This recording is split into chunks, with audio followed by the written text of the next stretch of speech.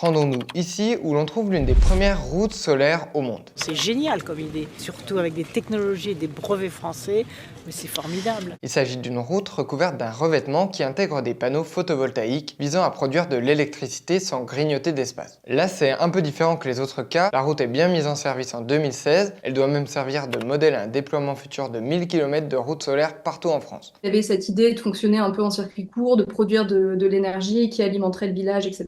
Mais il connaît plusieurs problèmes qui nécessitent de la remettre en travaux à plusieurs reprises. La route a été plus utilisée par des véhicules plus lourds que ce qu'ils avaient envisagé.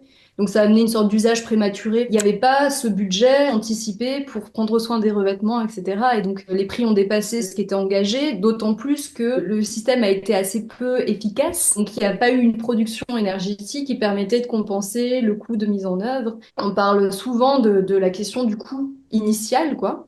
Et on parle peu, mais c'est, je pense, quelque chose de fondamental, du coût de maintenance. C'est-à-dire quand ces projets démesurés sortent de terre, on a aussi un coût d'exploitation, un coût de maintenance, de réparation qui est conséquent, qui n'est pas toujours budgétisé au début et qui explique pourquoi c'est aussi un poids pour la société. Finalement, la route est abandonnée. Ici, c'est donc notamment la viabilité technologique de ce prototype qui est en cause.